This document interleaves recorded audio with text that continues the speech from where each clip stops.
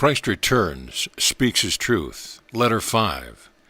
I, the Christ, am writing this letter 5 to clearly define the hidden reality, which I also refer to as the universal and divine, to help you stretch your minds to understand that whilst you are an individual, that which has given you being and individuality is itself universal, eternal, infinite, everywhere without beginning or end. For the sake of those people who have chosen to read letter 5 before my earlier letters describing my life and true teaching on earth, I will make a further statement that my true Jesus Christ self must not in any way be confused with the Jesus recorded in the New Testament. Since my original teaching in the form of the 4 Gospels have been distributed worldwide and grossly misinterpreted, it is my intention to begin teaching truth of existence by explaining the true meaning of my original terminology as quoted in the Gospel. This is necessary to dispel and eventually eradicate from people's consciousness the misunderstanding which have persisted in misinformed generations of spiritual seekers since my life on earth. When on earth, to describe the reality behind and within existence, I deliberately coined the term the Father when referring to God. This was done for 2 reasons. Firstly, as I explained in letter 1, when I received enlightenment in a desert, I was enabled to see that the concepts describing the Creator of the universe as revealed by the Jewish prophets were completely wrong. Secondly, I was given to perceive clearly and fully understand the true nature of the Creator, and I realized that I was a nature of parenting, of fulfilling the needs of creation in clear-cut, specific ways which were synonymous with those of father-mother. Indeed, I saw that the parenting impulses present in all living creatures had been drawn directly from the Creator, and at the origin of all love and parenting drives also the origin of life and existence itself. I also saw that creation was a visible manifestation of the universal creative impulses of being, and therefore humankind could be termed the offspring of the Creator. For this reason, it was quite natural for me to speak of the Father when referring to the Creator, since to me this is what the Creator truly is in every way, more especially father-mother, but having regard to the Jewish insistence on the woman occupying a subordinate position in their daily lives, I referred only to the Father, to avoid Jewish resistance and to gain their acceptance of the new terminology. I also coined the term the Father to help the Jews realize that their concept of Jehovah and the rigidity of Jewish law was totally erroneous. Also by using a new terminology, the Father, to describe the Creator, the creative impulse, behind and within existence, I made it clear I had brought an altogether new teaching in opposition to the accepted belief in a God, which rejected certain people and sent disasters upon them as retribution. I want you to understand fully that nowhere has it been made clear in your New Testament that I brought a teaching completely opposed to the teaching in the Old Testament, and therefore the New Testament, as a true record of my life and teaching, cannot be trusted or accepted as believed. A true and accurate record of my personality, enlightened nature, emotional attitudes, and teaching themselves would have made it abundantly clear that the old Judaic forms of religion and my enlightened teachings were diametrically opposed in every way. The Judaic religion was one of the extreme materialistic concepts. There are certainly writings from which spirituality enlightened Jews drew and continue to draw a mystical perception of our source of being. They are to be greatly honored and respected for their transcendent states of mind. But as the prophets reached the average man and women, their writings transmitted a different, controlling message, which is purely human and false. No control for good or evil is exercised from a God above. If there were, the world would be not in such a shocking state of upheaval and misery. I brought a new teaching which was directed exclusively at making people aware of universality and love, the indwelling nature as well as the transcendent nature of that which brought all creation into visible manifestation. It is my purpose to make this abundantly clear, to enable seekers of truth to rid themselves of any remnant of belief that I was merely a prophet in a long line of Jewish prophets, that I continued preaching their themes of an almighty Jehovah possessing ambivalent feelings towards his own creation. Fear of Orthodox Jews kept my disciples in line with what they had decided they would tell the public about me. You must remember that to gain new Jewish adherents to Christianity, they were afraid to discard the Old Testament, since it had held the Jews together for centuries. Therefore they extracted and added on from my teaching whatever was compatible with the old religious belief. My genealogy was listed to reassure Jewish people I had descended from King David. Why should they bother with this unless they wanted to make it clear that I was very much a Jew of ancient lineage and therefore could be a candidate for messiahship?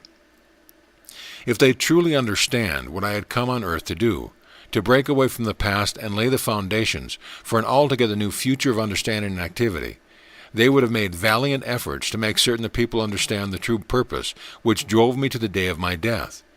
But they did not do this. They obscured much of what I tried to teach.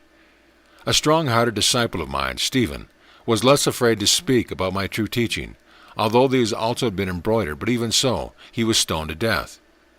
You must understand that life for my disciples was precarious, and it was a little wonder that my true teaching was covered over with traditional thinking to make it more palatable to the public. Even so, there will be fierce disputations when I say that Christianity only presents a record of some of my statements and healings which are not in too much conflict with Judaic teaching. It is a religion coined by my early disciples and by Paul after his induction in Antioch, to keep the Jews together as far as possible and to bring Gentile converts into the fold. Expediency then became a facet of Christian thought. This is the truth of my life and death on earth. Disputations will arise because people hold on to cherished beliefs and surrender them only with the pain experienced by those who lose their dearest possessions. Nonetheless, dear as the beliefs may be to people, they are only belief. They are not a sure foundation of which build new lives. Now that I am returning to you through the medium of these letters, I am again making every attempt possible, within the parameters of your human perception, to describe for you the reality, your source of being, which initiated the universe and existence itself. Exactly as 2,000 years before, I have now come through the medium of these letters to lay the foundation for future spiritual evolution during the next millennium. Your spiritual development can only arise out of your deeper perceptions and understanding of the nature of existence and of that which brought you into being. For what you clearly perceive creates the conditions under which you live. Because you have not understood your true spiritual origins, humankind is continually embroiled in wars and has spawned earthly conditions, which are both a disgrace to human consciousness and a source of human suffering of every kind. For this reason, I am radiating the full power of my Christhood consciousness to bring the truth of existence to you in a kind of modern, understandable terminology, to enable you to construct a new consciousness and realization of truth as it really is, rather than allow you to continue adhering to those false beliefs you have been taught or have been brought to you by tradition. With usage and understanding, the terminology will come to arouse in you the same or more reverence and love and spiritual insight as you previously felt when using the word God. Loaded with universal meaning, the more appropriate terminology will eventually fill you with spiritual power when you use and visualize the meaning of the words. I am here to tell you that when you have purified your consciousness of the gross human thoughts and feelings pertaining to the ego drive, and persevere in meditation and lifting up of your consciousness to the universal, you will begin to feel the spiritual power invading your mind and eventually your whole body. Therefore, my teachings are exclusively directed at assisting you to open your consciousness to newness of life, vitality, and spiritual power, that you may abandon your old way of limited and dissatisfied living and find a new source of inner joy and fulfillment of your every need. Think about this statement. I have not brought you any shoulds or should nots, or frustrating restrictions you yourselves do not want to impose on yourself. I have certainly come to tell you how your consciousness forms, have life within them, and eventually manifest in your world, but I leave it to your good sense to choose the healthy thoughts, the loving action, and the right path leading to joy and fulfillment when you realize the true nature of creation. I have also come with the full force of my Christ power to help you realize that there are no barriers between you and that which brought you into being, only those you have created yourself through ignorance of the laws of existence. I have come to help you remove the barriers by enlightening your present ignorance and teaching you how to open your consciousness, your entire being, to the inflow of that which brought you into being. Therefore, I repeat, in the final analysis, my teachings are exclusively directed at assisting you to open your consciousness to newness of life, vitality, and spiritual power, that you may abandon your old way of limited and dissatisfied living and find a new source of inner joy and fulfillment of your every need. I long for you with divine love to reach a supreme state of being before you pass into the next dimension, that your passing may be painless and your transition one of sublime anticipation. This is the sole motivating purposes behind the letters. The above statement is a more compelling and powerful rephrasing of the statement I made when on earth. Seek first the kingdom of heaven, and all good things will be added to you. I did not make this statement to entice people to be good. I stated a fact of existence. You must also understand fully and clearly that which you call God, and I refer to as universal, possesses none of the human attributes attributed to it by many religions. The human characteristics of anger, threats, and punishment, for instance, only pertain to the human condition. Again I repeat, I, the Christ, have come down to dictate these letters expressly to disinvest people's minds of the former human word pictures coined by prophets. It is my firm intention to replace them with descriptions of the power, the universal consciousness which really creates, moves within, and supports the visible universe and all other dimensions beyond your present perception and comprehension. I am also here to tell you these further universes or dimensions will be opened and will become accessible to your consciousness when the knowledge outlined in these letters is absorbed and made the very fabric of your individualized consciousness. Eventually, death will come to mean a happy transition from a limited dimension of existence to a brighter and more powerful one. You will know that when you are adequately spiritually cleansed and the time is ripe to emerge from the capsule of your body, you will leave, relieved to be free of physical limitations, to enter a dimension of love and beautiful and wondrous beingness. You will perceive death to be what it can be, really is for the enlightened soul, a glorious transition, a gift of greater life, greater creativity, and an experience of ecstatic being you have not yet dreamed of. I also want to make it clear that many people believe that they can live fruitful and fulfilled lives by following the hundreds of various teachers of positive thinking. Changing your consciousness, they say, will change your life. This is true to a limited extent, but spiritually evolving seekers, such a change in consciousness still leaves a dryness of spirit and a yearning for something more. That something more that the soul craves is a true contact and reunion with its source of being. Whilst you have drawn a certain amount of spiritual growth by following the path of perceiving only the good, the truthful and loving, you remain an entity functioning alone in your own earthbound domain, unassisted by the eternal, infinite universal. Once you realize the nature of the universal and turn your thoughts to making true contact with it, you begin to realize you are no longer alone. You are supported by the reality which supports the universe. And when I say, make true contact with it, I mean that the prayer of supplication for this benefit or that is not making true contact with your source of being. Your prayer is certainly received into the source of being, and an answer is frequently received swiftly, and the need is fulfilled, even as you have asked.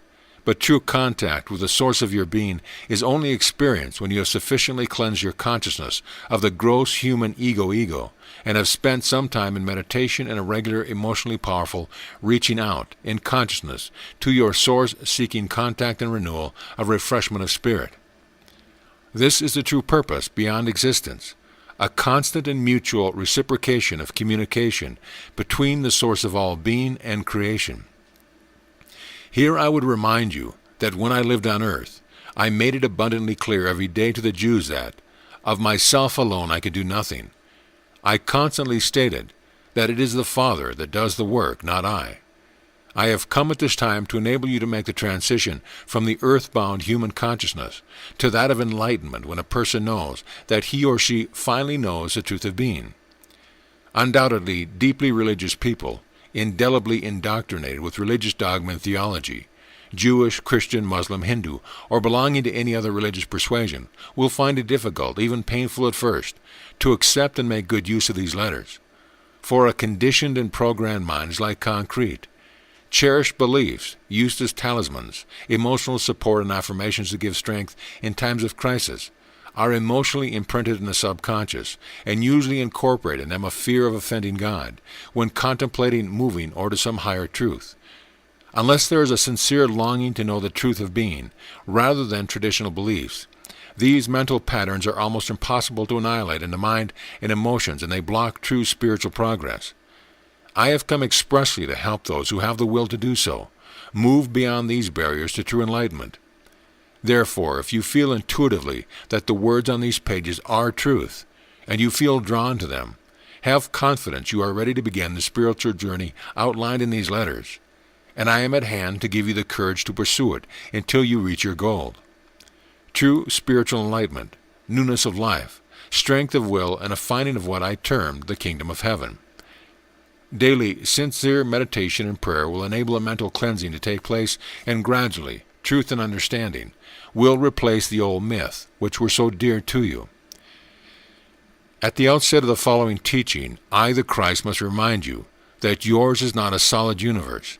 As you probably know, according to your scientists, solid matter, the visible substance of the world, is really composed of energy particles. The truth of being of your earthly dimension rests on this fundamental reality of creation. To understand in my teaching regarding the truth of being, it is necessary to grasp this fundamental seeming emptiness underlying all your created world. The majority of you know this fact of existence intellectually, but it is not yet even remotely filtered through to your consciousness to give you a new perspective of the world and existence itself. You continue, as you have done for millennia, thinking that your world is solid and the conditions of the body and all other external phenomena are beyond your control. You believe you are the victim of existence, instead of which the reverse is true, and your daily lives reflect these beliefs. Therefore, it is absolutely necessary for me to return and help you move on to higher perception of truth. As I said in Letter 1, after enlightenment in the desert, I came back into my world of Palestine towns and villages and immediately began to control the elements of matter, wherever I saw the necessity to help those who were deprived or suffering. I have come to show you exactly why I was able to do this. As I revealed to you in Letter 1, during the time I received full illumination in the desert, I was shown that matter was not really solid. I was not given to understand exactly how the electrical particles, which I termed the shimmer of motes, took on the appearance of visible matter. I only knew that these motes were moving at higher frequencies of speed within God-mind, and God-mind was therefore universal. I perceived that God-mind was both the creator and substance of all things within creation itself. Of this I was absolutely certain. I also saw very clearly that human thought, when fraught with conviction or emotion, radically affected this process of materialism of visible forms. Therefore, the human mind could and did interfere with the true intention of God-mind. It was a thrilling and exalting realization, since the myth taught me by the Jewish rabbis were clearly false and were immediately swept out of my mind. I embraced the truth with excitement, since I now realized why people experienced misery and suffering. This emanated from their own thought processes. I was also given to see the communities of living particles, which science has termed cells at work within every living being. I was aware of the divine harmony controlling the work of the cells, which were busy building and maintaining the various parts of physical bodies of all living creatures and plant life, big and small. This is why I drew heavily on the countryside to give examples of the immanence and activity of the Father within the least of wildlife, such as plants and birds. As I have clearly explained in letters 1 through 3, I called God-mind the Father because I was unable to see or perceive the true nature of the God-mind, and was determined that when I returned to the people of Palestine to describe the revelations I had received, they would understand that their beliefs imbued in their very consciousness by the rabbis were entirely false. I saw that the true nature of God-mind was the very highest form of divine love, and this could be seen consistently active within every living thing. As I mentioned above, out of this knowledge, I was able to perform miracles and control the elements where appropriate and necessary. Just as I long to explode the myths which possess the minds of the Jews in Palestine, so do I yearn to show you that many of the theories put forward by your scientists have been prompted by a strong reaction to the church dogma and doctrines in years gone by. To understand this statement, you must realize that until the time of Darwin, whilst the various Christian churches held dominance over the minds of the populace, it was generally accepted that the universe has been created exactly as written in Genesis in the biblical Old Testament. When men of science attempted to announce their discoveries and theories, they were forced to describe their new beliefs in the presence of enormous religious opposition. Consequently, they found it necessary to concentrate much of their mental energy on proving the prophets' pronouncements wrong. In doing so, their agenda caused them to lose clarity of vision, and they also became ego-driven. Thereafter, any intuitive perception proposed by the scientific fraternity was derided and rejected out of hand by other scientists.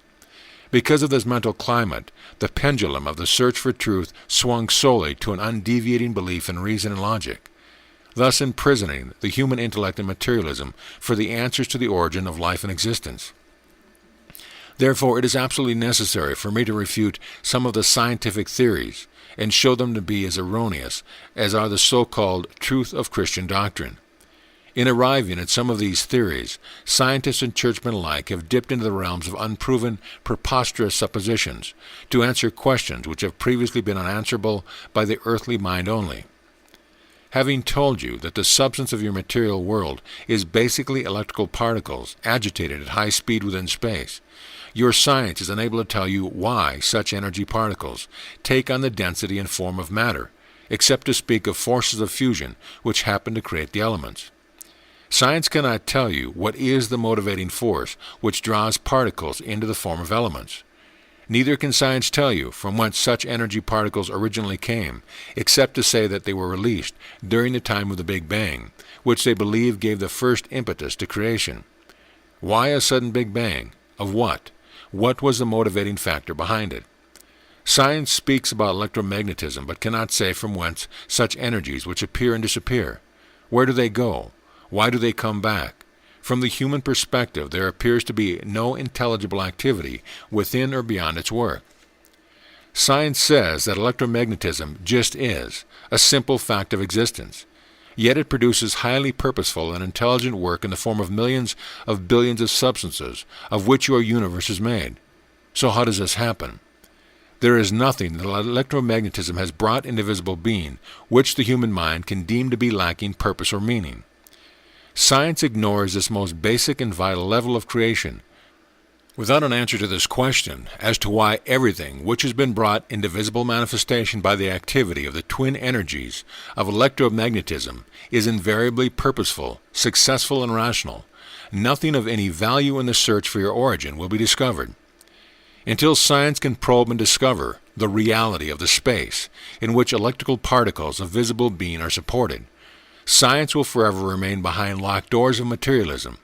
It will be barred to eternal truth and universal wisdom and imprisoned within the bondage of reason alone, reason which is solely the product of the finite activity of brain cells. It is to the true nature of the space I intend to introduce you, but before proceeding to this, I must first bring many highly pertinent questions to your attention. Down the ages, much of the work produced by electromagnetism has appeared to the mind, vision, and touch of living entities as being solid, unchangeably durable. Metals, wood, rocks, living entities were all believed to be composed of solid, inanimate, or living matter. With such a belief in a solid universe, it is only natural that the mystical prophets of old should have envisaged a mighty individual possessing enormous powers in creating all the solid substances of the universe. In visualizing such a mighty individual, it was only natural they should perceive a kingly figure of universal control, possessing a retributive nature when confronted with the behavior of mankind which created a turbulent society. Neither prophets of old nor science of today has been near to the truth of existence. Both have completely missed the truth. Science says that life began in some unexplained way. A correct combination of chemical reactions produced a molecule capable of making copies of itself by triggering further chemical reactions. Such a description of the enormous and teeming complexity of power of the life force as being discernible because it is capable of replicating itself reveals the basic impoverishment of scientific perception and thought which produce such a theory. Furthermore, the suggestion that such a combination of inanimate chemicals could get together in a specific way accidentally to produce such an astounding result of self-replication remains unquestioned scientifically. This is because the finite human mind, even though scientific, cannot deal with such a strange eventuality of uninitiated self-replication. It is too suggestive of a magical occurrence, of some intervention from an unimaginable source which scientific men dare not contemplate for fear of ridicule. This sheep-like acquiescence is considered more scientific than producing inspired theories blocked by the materialistic laws science has established for itself. This block to future scientific progress will prevent science properly investigating the realm of mind and spirit until some enlightened scientist defies convention and dares to cross the borderline between the seen and the unseen. prophets of old, if presented with a theory of molecular self-replication, would have no difficulty with such a magical occurrence, and would say that God made the chemical combinations and imbued them with life. That would not be the right explanation either. It is this old religious concept of God on high, creating from afar, which is blocking the man of science from moving forward to more spiritually aware reflections. Therefore, despite science's seeming emancipation from age-old doctrines, it is still as mentally bound and hindered by fears of ancient Shibboleths as in the 19th century. It adopts its ridiculous theories because it has not yet perceived the reality of our source of being behind and within the living molecules. Continuing its story of creation, science states that after the self-manufacture of living molecules capable of replicating themselves, they form themselves into a living cell, so small it cannot be seen by the naked eye, which became the building block for all the multiplexity of living organisms, including plants, insects, reptiles, birds, animals, and man himself. Therefore, all living things have a common ancestor, the first living molecule.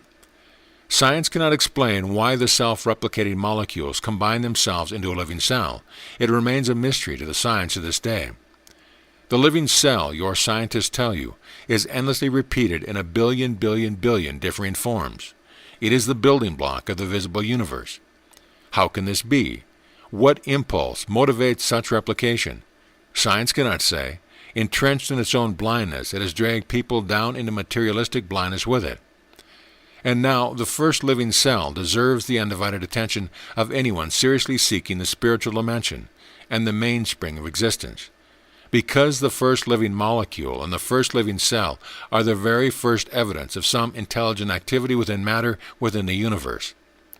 The foremost feature displaying sense and sensibility is the function of the membrane which covers the cell, giving it protection and individuality. Think about this miraculous phenomena. The cell takes in, from the environment, only selected nourishment through the membrane. Not only does the cell take in the right nutrition, but having utilized the nutrition, the cell rids itself of the waste through the permeable membrane. You should ask yourself how the purely physical membrane of the cell, invisible to the eye, can distinguish and select the correct nourishment to enhance its well-being, and then exercise sufficient discernment to rid itself of unwanted toxic matter. Do you not see a high degree of purposefulness within this activity, and can you believe that such purposefulness is accidental? And is not purpose the very hallmark of intelligence? Not only this, the membrane of the cell continues to do this work of selection of nutrition and discarding of waste in the billion different circumstances and conditions relating to survival within differing species and different environments. Is this not evidence of purposefulness, displayed within every single action of every single species, be it insects, plants, reptiles, birds, animals, and human beings? Could you not describe the universe as being the consistent and undeviating impulse of purposefulness made visible within the realm of visible matter? Is the spirit of purposefulness a physical element or one of consciousness? And if you can accept that purposefulness is an undeniable creative impulse behind existence, then can you move on to the next perception of your universe as being the visible manifestation of an intelligent appraisal of cause and effect, clearly evident within living matter? For if the living cell can select the right nourishment and also provide for the elimination of toxic waste, this simple activity displays an awareness of the need for digestion and also foresees the resultant buildup of toxic waste, and the need for the elimination of such waste to ensure the continued health of the cell. Is this not a clear indication of an intelligent appraisal of cause and effect? Furthermore, science says that the cell contains a nucleus, which might be likened to the brain of a human being since it conveys messages, and its most important function is the storage of information. The library which contains not just the details relating to one cell, but of the whole body in which it resides. In fact, on investigation by science, it would appear that the cell itself is a system of chemical messages, carried out in a purposeful, intelligent, and intelligible way. How could this happen if the origins of the cell's molecule were only inanimate chemical elements? Would you dispute that beyond every messenger with a message to convey, there is intelligent thought or consciousness? And behold, how accurate are the messages transferred from cell to cell to ensure the accurate replication of certain species for millions of years. At what point in creation, then, did consciousness creep into living organisms? And how did intelligent thought, which weighs and decides, come into the field of unconscious inanimate matter? Without inherent consciousness, how can so much informed and informing activity take place in a cell invisible to the living eye? Is not such activity the product of consciousness or awareness, proving the presence of intelligent life in its lowest denomination? Furthermore, a single living cell, in the form of a bacterium, can move about on its own and live its own specialized, frequently exciting life within the environment, or as a virus doing its deadly specialized work of attacking specific targets within living organisms.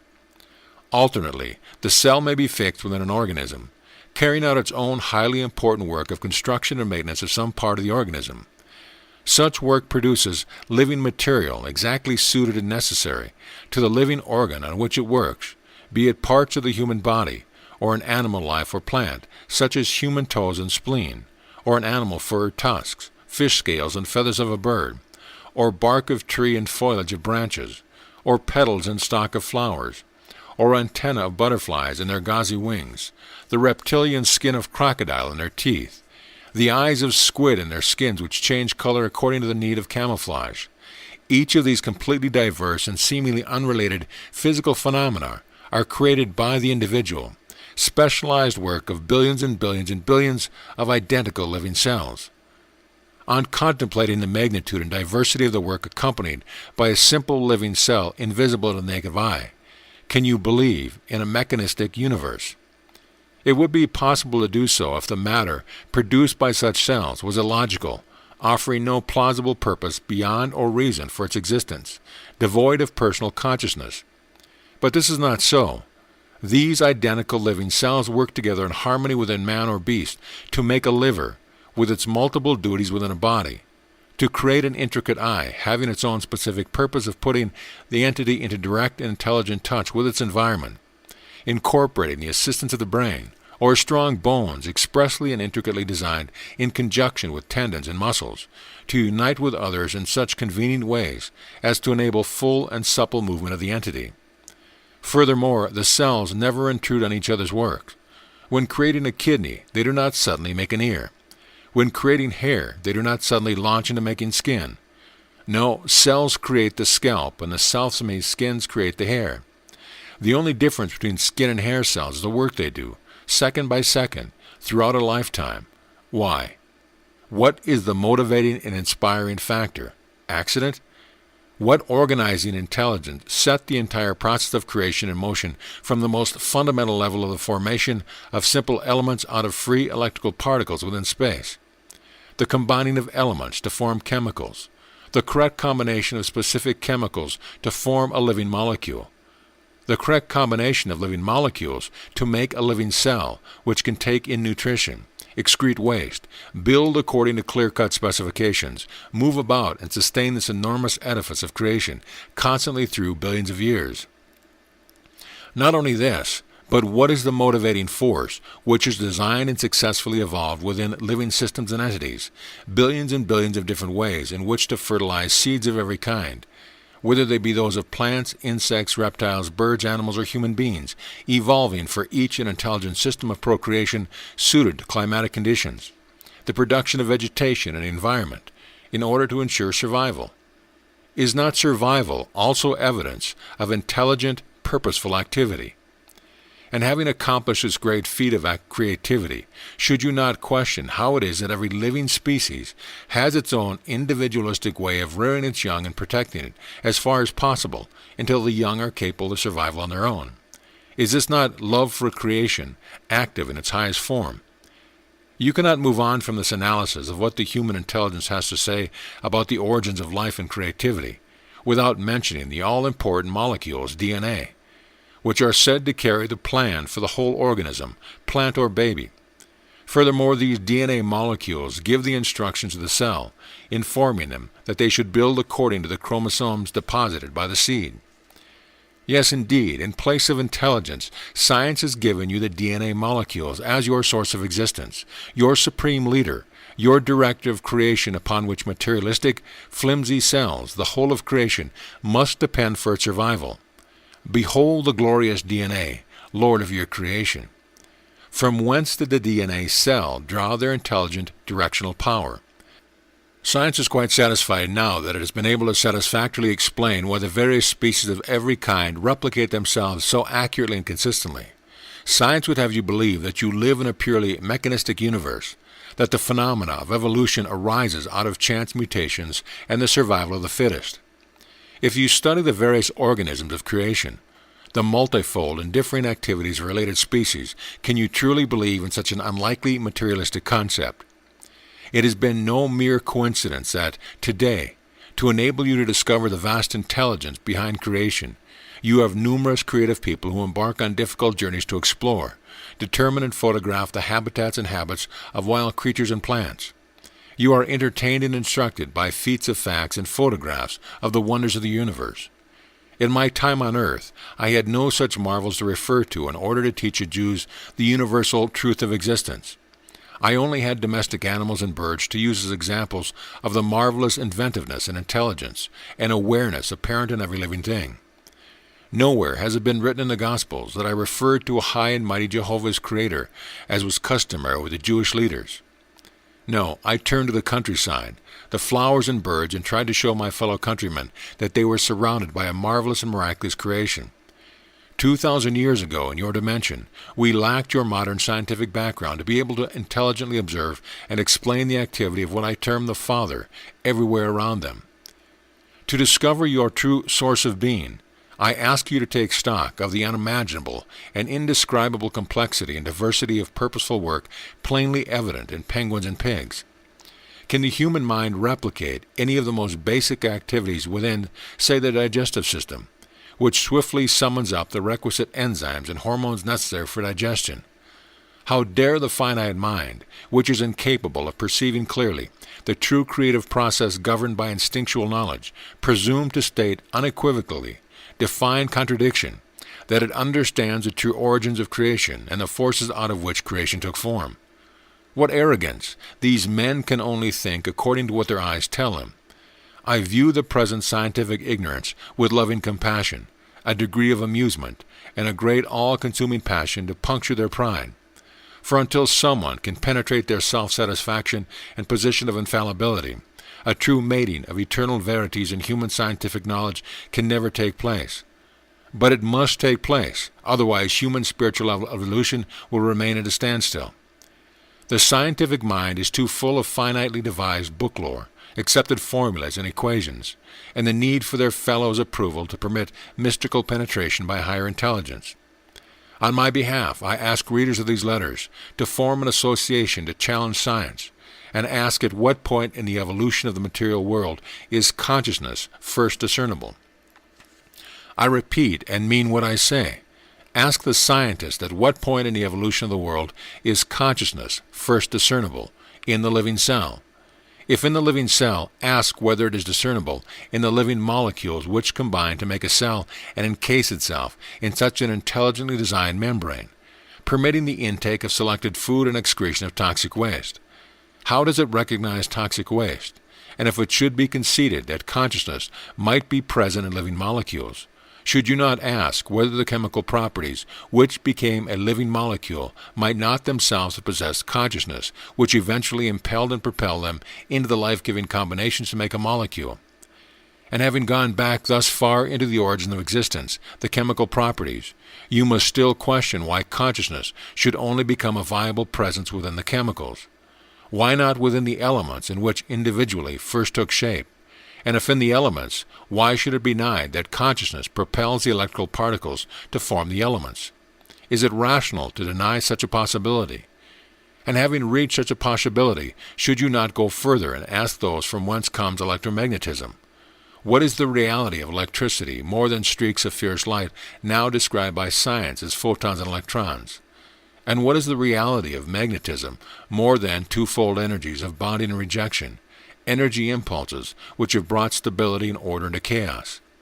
Ask science, from whence comes electromagnetism, which is responsible for the most basic steps in the creation of an ordered and orderly universe, of an unimaginable complexity and diversity.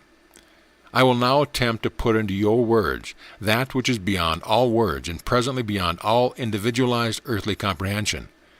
Therefore, the intellect, although it assists the brain to understand intellectually the spiritual realities I am putting before you, it also creates a barrier to true spiritual perception and experience. For this reason, regard the following references to the ultimate universal dimension as only guidelines, ideas, shadow consciousness forms of the reality behind and within your universe. Take each idea, one by one, into meditation. What I am about to explain is entirely within and of consciousness, without parameters and boundaries. If you are sufficiently spiritually evolved to follow me there, beyond the words you will begin to understand spirituality, all I am trying to tell you. The words will guide you towards and then unlock my new vistas of being for you. Persevere. The light will gradually, perhaps imperceptibly, penetrate your mind and you will have little bursts of insight. There are many who have experienced a little burst of insight, have briefly felt a touch of divine consciousness, and then, hardly daring to continue to believe in such a transcendent moment of awareness, have begun to question, doubt, and finally dispel a little inflow of divine consciousness. Beware you do not do this. Disbelief will set you back, enmesh you in the material plane of existence more than you will ever know. Whatever you are given and able to receive, hold fast to it and do not doubt. Doubt destroys steady progress because it creates its own consciousness forms, which will suppress and even eradicate the insight you had gained previously. Therefore, your choice of thoughts, belief or disbelief, doubt or faith, construct or destroy your progress in your search for truth. Any denial erases from your consciousness the progress which has been previously made. Furthermore, the higher you ascend in spiritual truth, the more powerful do your thoughts become. Therefore, create and hold fast to your own spiritual momentum, and allow no one to intrude and undermine the momentum. Hold firm to your former perception. In times of doubt, cruise along in positive thoughts, using enlightening affirmations, clinging to earlier inspirational guidance when your conscious frequencies of vibrations were higher. By use of your willpower, choosing affirmations containing golden nuggets of spiritual truth. Return to this higher level of consciousness again and again.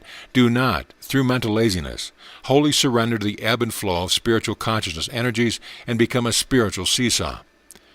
I cannot emphasize this danger of self-obstruction strongly enough. Become actively aware of it. If you know anything of the accounts of my life in Palestine, you will recall that I, too, suffered the phenomena of ebb and flow of spiritual consciousness and found it necessary to absent myself in hills to pray and meditate and renew my spiritual strength. Therefore, understand your dry periods, but do not give way to them by yielding passively to an undesirable change in your attitudes and mental emotional pattern.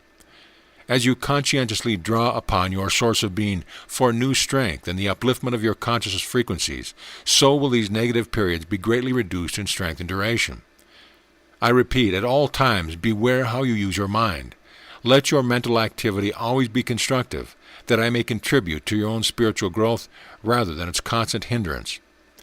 Having said all the above and proceeding to dictate the rest of the letter, the recorder of my words began to question the likely public reception of this letter, because it seemed to her too pragmatic to appeal to people who are accustomed to picturing some magnificent power of being or utterly other, which has given birth to the universe. Indeed, I have made numerous efforts to describe the immensity of the power out of which all things have come. But as I have said, it is impossible for me to describe in human terms the reality of the source of your being. Those spiritually evolved souls who have been lightly infused with divine consciousness report the experience to be utterly beautiful and glorious and entirely unforgettable, but still not describable in human terms. This mystical experience is possible when the frequencies of vibration of the mind are already raised and the entire consciousness is suffused with rays of divine consciousness. It is a condition that involves the feeling more than the intellect and brain cells. In this case, were I to have to infuse my recorder's minds and brain cells with a description of the reality of your source of being, and she has to interpret in words, I have to take care not to interfere too forcefully with the frequencies of vibrations of consciousness in which my recorder's brain cells are working. There have been occasions when it was dangerous to proceed any further, and I have interrupted the working of her computer to break the contact. Before you begin to study, meditate, and absorb the following pages, I want to make it clear to all who read these letters that my purpose in coming through them is first and foremost to dispel the myth which has surrounded my human persona and teaching. It is my intention that religious dogma and doctrine should eventually die a natural death, worldwide, as complete a death as the animal sacrifice in the Temple of Solomon. Secondly, I have also come to help the churches let go their archaic notions of God and sin. No true spiritual progress is possible until the dawning of a clear realization that each person is responsible for the way his or her life develops. Thirdly, I have come to remove from your minds the picture of an almighty God, of magnificence and grandeur, and unlimited active power, who rewards the virtuous and punishes the wicked. These beliefs are wholly erroneous, albeit comforting. Fourthly, I am explaining the truth of being for you, to finally dispel the old concept of God sitting aloft somewhere in heaven, where he is said to have created the world and all that is in a relatively short while. Fifthly, I have come expressly to help science bridge the gulf between universal consciousness and the appearance of electrical particles. Without this bridge between the unseen spiritual dimension and the seen world of matter, science will remain rooted in old ideas and concepts instead of moving forward into new realms of spiritual scientific research for the betterment of mankind. I have also come to show you the true nature of that which brought you into being, gave you individuality. For without this knowledge, which will reveal to you the nature of your dual, yet fully interrelated being, spirit and body, you will also remain rooted in the same level of consciousness as you are at this moment. I want to make it manifestly clear that nothing ever comes from nothing. This is a well-known saying amongst you, and a perfectly true one. However, there is an eternal, infinite, consistent foundation of beingness, and this I am going to reveal to you. You have not been created, you have drawn your being from it. Obviously, you could not have come from something entirely foreign to your own consciousness. I am asking my recorder to choose some mundane, understandable examples. You could not draw a filling for tarts from a vat of treacle and discover they were mincemeat. You could not squeeze an orange and make ginger beer from the juice. You could not fill a balloon with air, pop it, and find it with dripping jelly. All the above examples chosen by my recorder are instances of logic. I want you to realize that your entire universe is a manifestation of logic and consistent logical effects arising out of related causation. Your universe is cause and effect made visible. This is an undeviating principle of existence. If there are instances of deviations, such as paranormal experiences or instantaneous healings, the average person exclaims in astonishment, and science refuses to believe that such a thing is possible. As my explanation deepens, you will eventually understand how such deviations take place, logically and effectually. In other words, these deviations occur according to natural spiritual laws and always serve a necessary purpose. Nowhere is there any mindlessness in creation, even in the ant or gnat, unless the mind of an entity has been born defective or been damaged. Therefore it is clear you live and operate in a physical universe which displays the highest degree of intelligence and purposeful activity within the creation of matter itself. In the physical bodies of all individual entities, from plants to human beings, unfortunately, this high degree of intelligence and purposeful caring is only minimal in the consciousness displayed by the created entities themselves, from plant to human beings.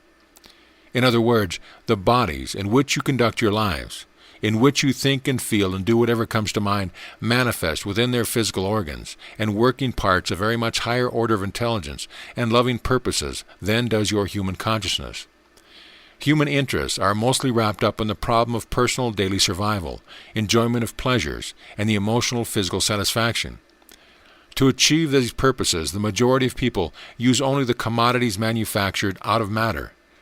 Even the minds of scientists cannot fully unravel the hidden secrets of earthly existence, and despite all their scientific expertise, are as bogged down in the changing forces of existence as are those who have no learning at all.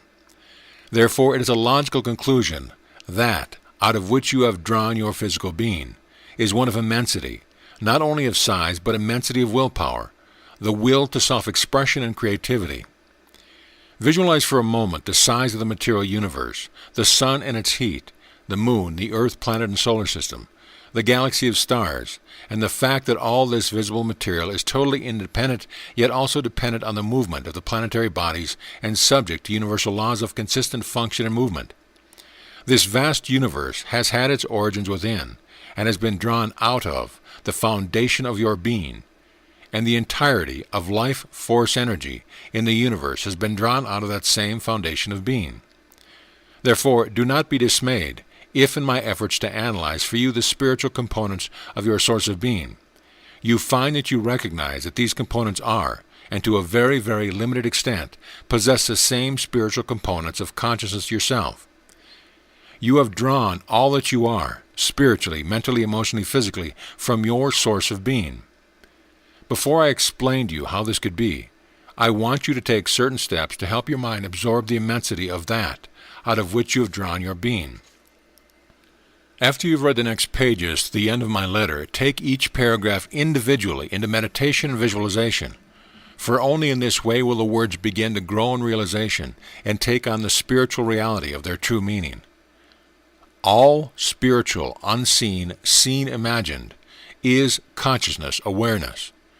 The primary comprehensive nature of consciousness is awareness. It is not possible to have consciousness without possessing awareness.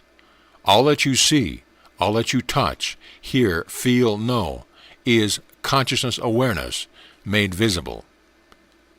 There is nothing in the universe that is not consciousness made visible. Consciousness, awareness, is infinite and eternal. There are two dimensions of consciousness, both beyond and within your own earthly plane of existence, the plane of heavy matter, solid form. The ultimate universal dimension of consciousness awareness can never be fully or truly known by an individualized spirit. It is inaccessible. It is in equilibrium.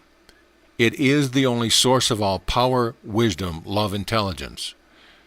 The universal dimension of consciousness awareness in equilibrium is a state of silence and stillness, out of which comes sound, color, individualized form, and all visible creativity within the visible universe.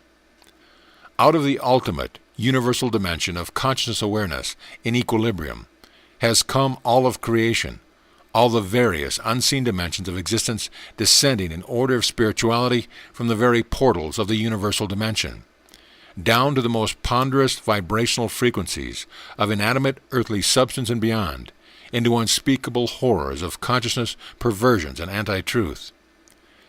This ultimate, universal dimension of conscious awareness is not only in space, it is all space. It is undetectably everywhere. For those who think in terms of atoms, you can say it is the space in the atom. Therefore, it is in silence and equilibrium within the space of all elements and matter.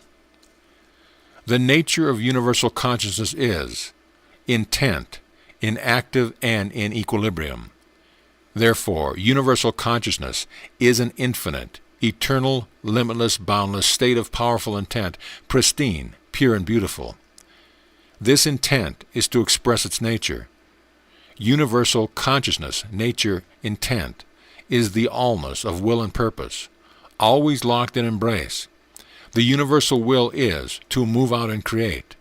The universal purpose is to give individual form to creation and experience it. Within the ultimate universal dimension of consciousness, awareness, intent, universal will is in a state of mutual restraint, with universal purpose, both in perfect equilibrium.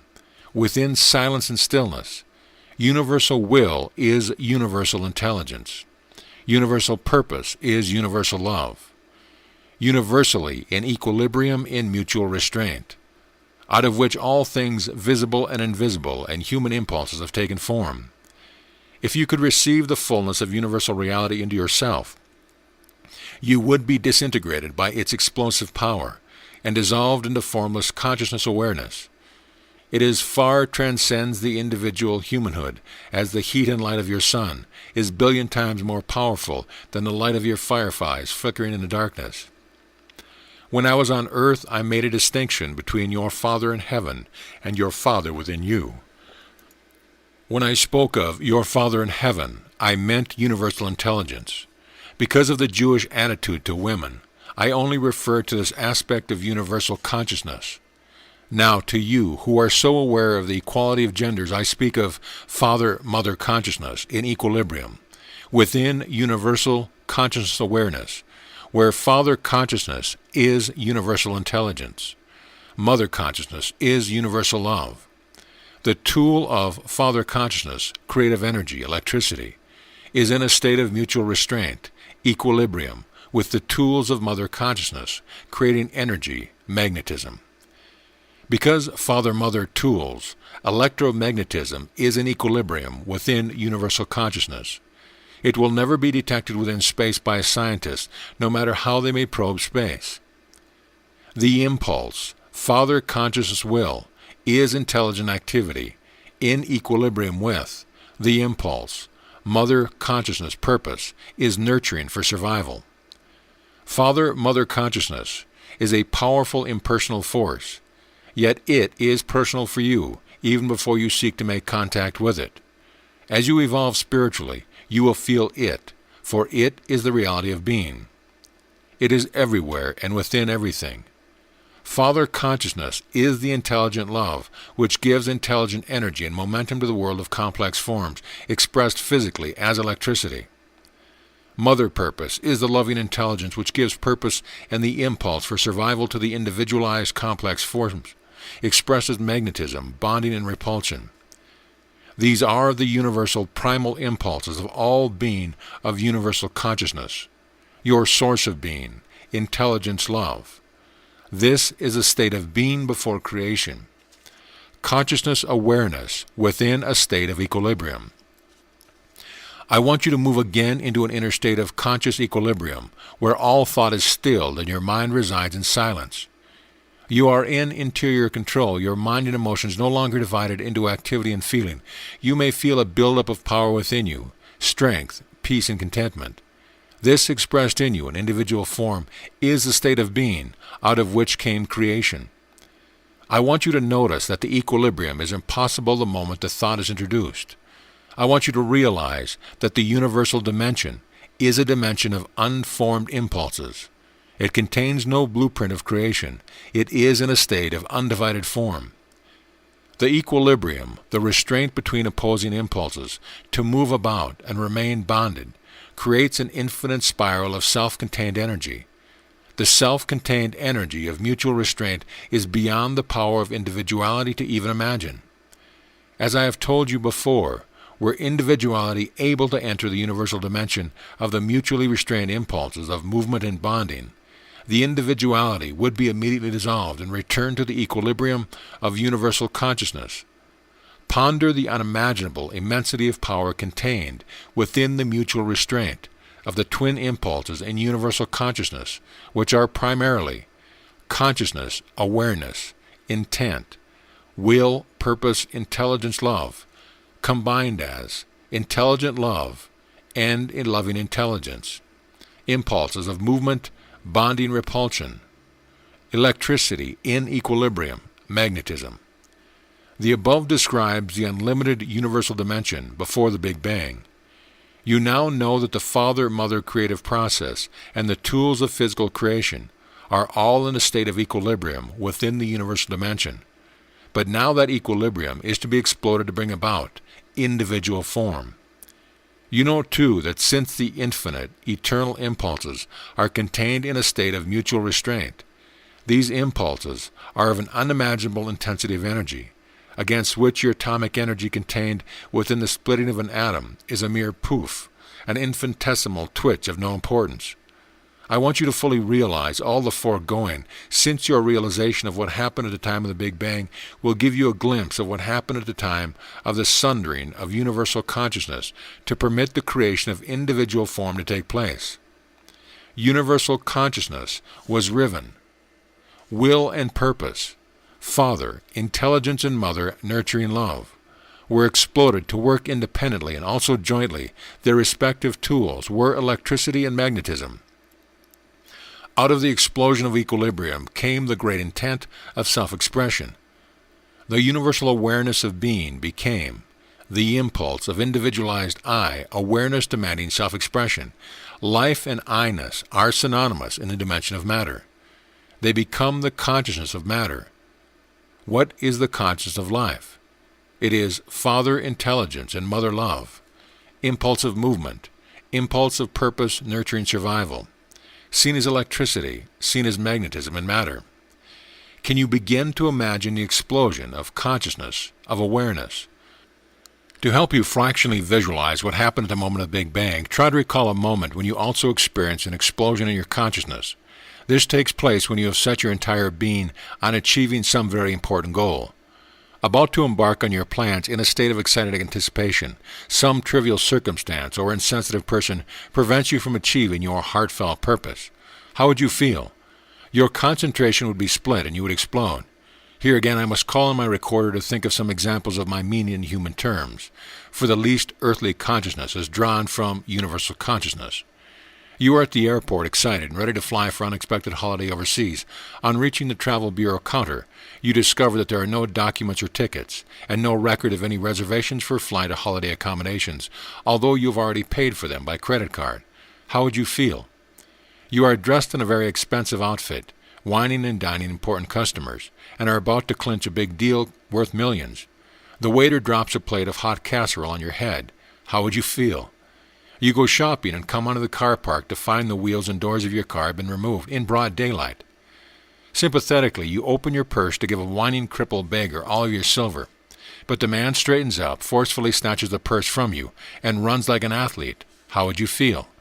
In all these instances, you have a strong consciousness enterprise to the very front of your mind. Your head would be filled with a plan to move out and do something to achieve a certain purpose peacefully. Your intent would be interlocked with your purpose, therefore in equilibrium, but note that there would be mounting tension of anticipation as you neared your goal. The greater the tension, the greater the explosion. You would, in fact, be in the same state as universal consciousness, awareness, intent, father intelligence in equilibrium with the mother purpose to give being and form to the plan you intend to create. After your explosion, can you imagine the ensuing mental emotional chaos, the ability to think straight, the thoughts which would come, one after another, demanding expression, none of them sensible or logical? Try to realize that you, individualized form, are the microcosm of the macrocosm. You are a pinhead expressing universal consciousness awareness, either in equilibrium when you meditate in stillness of thought, or as an active consciousness when you think and feel, plan and create. Therefore, if you can relate your teeny consciousness explosion to the explosion of the heavens, you will gain some small idea of the ensuing chaos both momentarily within the universal dimension and in eons of time within the newly created expanse of the dimension of matter still in its formless state. Therefore, many of you will have to wholly rearrange your thinking in regard to creation. It started out as a condition of utter chaos. The universal impulses were divided. There were no blueprints to direct or control the beginning of individuality. The impulses were still without any conscious form or direction. They were natural impulses to perform certain distinct impulsive functions in consciousness, but they were not intelligently directed in specific movement or bonding by any higher directing force. They were on their own, separated and lost impulses of consciousness awareness, able to receive impressions, but there were no impressions to receive other than those of interior chaos, of movement activity, of electricity and bonding repulsion of magnetism. And this consciousness chaos was manifested within creation as chaos of particles. Within this expansive chaos of electrical particles, however, there was the overriding awareness of I-ness. No matter what the chaos, the I-ness came through in the father intent to move about, to take control, to create. The I-ness took initial form in a positive charge of electrical energy. It became the dominant I force as a proton with its satellite of negative electrical particles, whereupon mother purpose of bonding was activated in those conditions of a positive electrical charge, meeting a negative electrical charge. They took to each other, as one might say of the evolved male and female in living species, and bonded. Mother, purpose of repulsion, was also activated when two positive or two negative electrical charges looked likely to meet and react negatively. She stepped in and pushed them apart, just like her evolved female mother counterpart would separate two unruly, highly charged ruffians about to engage in a fight. This was the only form of consciousness awareness within the chaos for a very long time, since time is of no consequence within the realm of matter itself. Time only becomes an importance when there occurs an impinging of conscious awareness between electrical charges, resulting in bonding or repulsion, a progression of agencies and events taking place and purposes to be fulfilled. Otherwise, time is meaningless. Creation is the product of primary impulses, working individually and together, making impressions upon the other, fulfilling inbuilt needs imprinted within consciousness, these needs being at the outset to increase and experience self-expression, leading to further separation, then to restore a sense of inner security and comfort, to be reunited within the harmony of universal consciousness. Out of this driving force for a reunited harmony of being came the male-female drive for reunion, to recapture the bliss which is buried in the soul consciousness.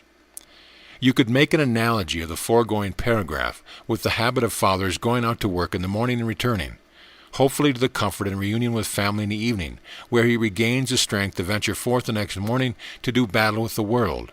Therefore, the process of creation, of universal self-expression, took billions of years within time to accomplish. After the Big Bang, the father-mother creative process was divided into two different energies, continually working apart and together, independent yet mutually constrained to work together, having individual characteristics or nature and different functions. Therefore, their workload is different, yet indivisible.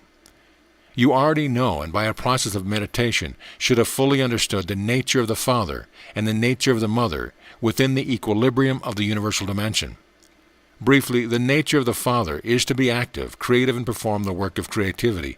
It is also the I-ness of the individualized existence. Everything living, from an hornet to a hippopotamus, has a strong sense of I-ness and the need to protect that I-ness.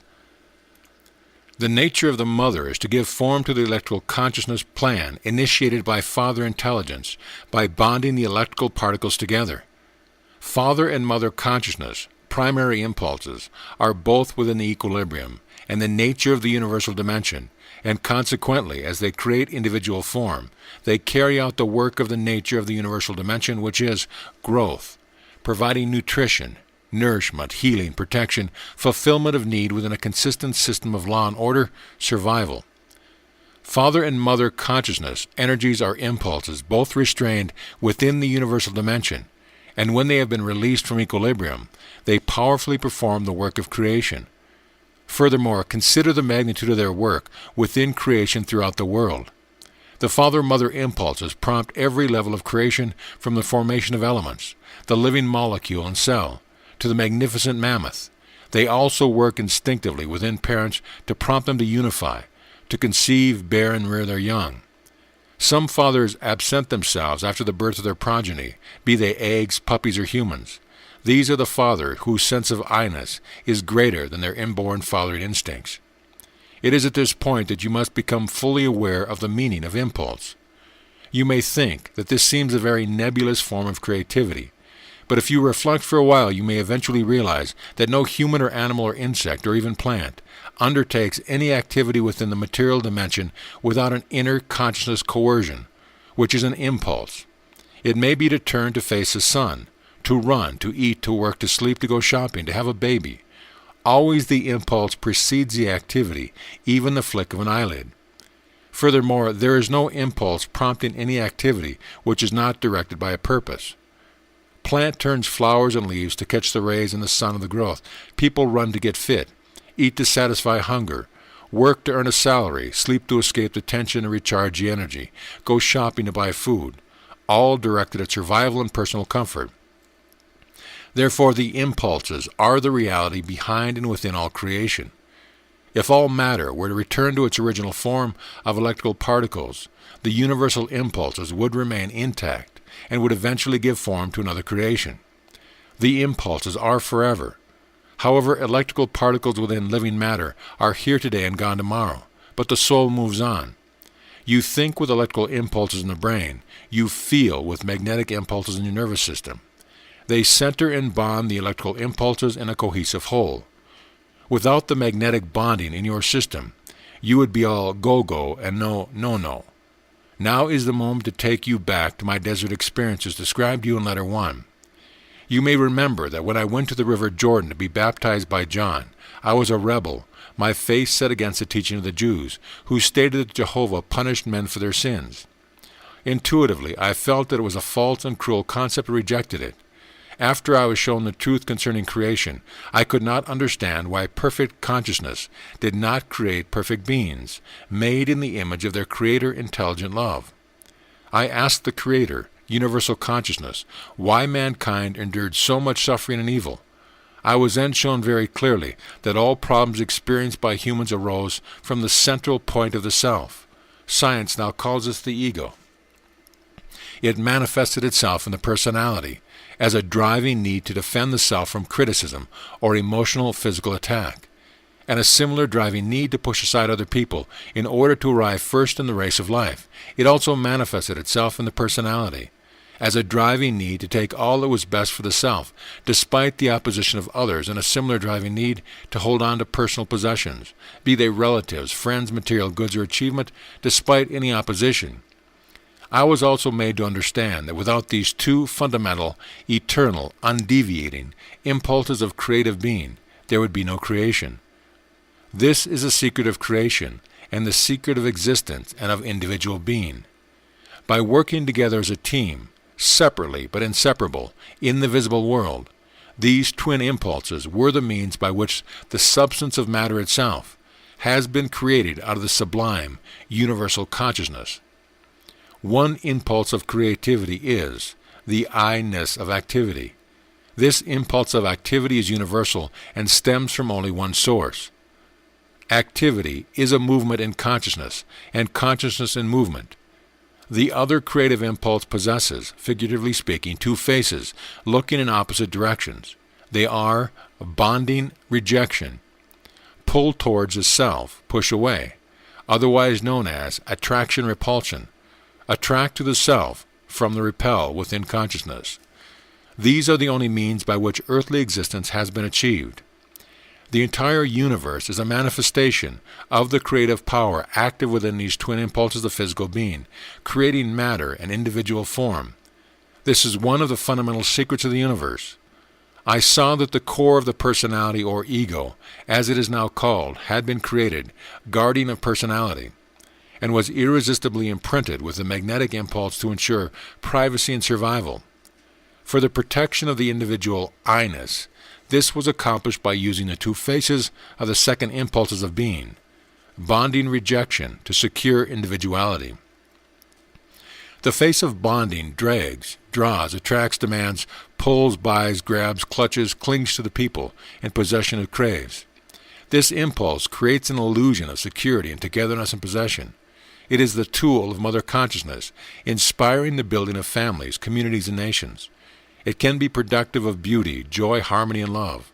It can also wreck lives and destroys communities when it is ego-driven. The face of rejection repels, thrusts aside, pushes away, evades everything, people, animals, possession it does not want. Thus the impulse of rejection creates an illusion of privacy and security.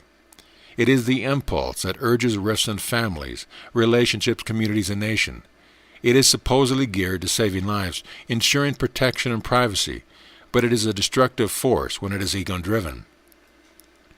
Without these twin impulses of being, all things would have remained forever merged into one another within the eternal timelessness of universal creative power in equilibrium. Without these twin impulses, there would be no interplay to give and take and pull and push, necessary to the creation of the millions of personal experiences out of which personality grows and evolves. Therefore, the problem of personality and the ego drive, endured by all living things in mankind, was and is an irrevocable, unavoidable fact of creation. Any other explanation is pure myth. I saw that what man called sin was a direct result of the interplay of the bonding rejection impulses within human nature. The bonding rejection impulses constituted the emotional mental mask worn by all creative individual entities, including birds and animals. You see these impulses at work within all nature, even within plant life. The bonding rejection impulses directed and directs the behavior toward survival of all entities in creation. There was no escaping the bonding rejection impulses. These twin impulses were the ephemeral source of all worldly comfort, pleasure, happiness, and also the source of all sickness, misery, and deprivation in the world. However, added to these, transcending, underlying, and interpenetrating all, is the life, born of the explosion of universal consciousness, is the very foundation and source of earthly consciousness. Therefore, even as the Father-Mother consciousness is creative, so is man's thinking creative. For human thought and feeling are both the exercise and the union of the twin tools of Father-Mother consciousness. Therefore, these impulses of bonding rejection in the individual personality also become highly creative in that they determine and make visible the consciousness forms of things desired and things rejected. This is the second fundamental secret of the universe. I saw that sin was an artificial concept, expediently devised by men to describe any human activity causing pain to others. Because of their natural makeup of grabbing from other people and of rudely repelling them in order to get what they wanted from life, it was inevitable that all human beings would at some time cause other human beings some form of distress or suffering. This human propensity to hurt others in no way caused offense to universal consciousness or God, as was affirmed by the Jewish and Christian religion. Only mankind understands the meaning of the word sin, since only mankind and all creation subject to mankind would ever know the pain, deprivation, and misery caused by the two fundamental impulses of individuality, bonding rejection, active within the human personality. Man's inbuilt impulse to protect his own individuality had made him set up rules and laws for human society. The universal creative power, love, had absolutely nothing to do with the setting up of human restrictions, limitation, laws, and judgment. I also saw that the Father-Mother creative power, life, continually flowed through all the universe, and was the life in my mind using the twin impulses of thought and feeling. Hence, any powerful, imperfect thinking and feeling could disturb and change the consciousness pattern of created things. Conversely, my thinking, when fully cleansed of the twin impulses of ego and fully receptive of the Father-Mother creative power, intelligence, love, would reintroduce the condition of perfect, intelligent love. Therefore, a condition previously made imperfect as a result of imperfect thought could be brought back into a condition of wholeness again, by changing ego attitudes and thoughts to those of unconditional love. My mind was a tool of the whole creative process originated in the universal. Now that I knew this was so, knew it spiritually, intellectually, emotionally, I realized I could and must take steps to overcome the twin impulses of ego, previously governing my mind, in order to allow the divine reality full scope through my mind and brain. This is where there was a struggle between my humanly entrenched ego and my Father-Mother consciousness during the very strident temptations I experienced at the end of my enlightenment in the desert. Satan had nothing to do with tug-of-war which took place within my consciousness. The war was waged between the twin impulses of individuality, bonding rejection, and the divine reality which had made itself known to me as intelligent love life, transcendent, yet within me, and which would gradually take over my individuality to an even greater extent if I am continually meditated and cleared my consciousness of selfish impulses. The foregoing is a description of the powerful knowledge I returned to Nazareth with. Therefore, my physically healing time spent with my mother, while she nursed me back to health, was also a time of prayer and meditation, from which I drew the inspiration and strength to consciously and conscientiously live the nature of the divine, or universal reality. As you know, the nature of the divine, or universal reality, is life. When it is active within creation, or we can also say within the individuality of creation, it grows, nourishes, provides nutrition, regenerates, heats, protects, ensures survival, fulfills the need of everything created, all within a system of perfect harmony, cooperation, and law and order. This is the nature of life. All its work in creation is done in accordance with universal nature, the promotion of the highest good of all living things. If you can understand these words, you will realize why I returned from the desert, a man filled with joy, with a new awareness of the beauty of the world, a feeling of absolute confidence, and knowing it was possible to control the appearance of matter. You will feel with me my own elation, and I could now offer the Jews the glorious news that the kingdom of heaven was in their midst. All they had to do was to find it with my assistance, and their lives would be changed forever. I leave you with the same knowledge which, prayerfully used and fully understood, can change the course of your life. As you read, your consciousness will be lifted up, and as you seek inspiration, it will come to you.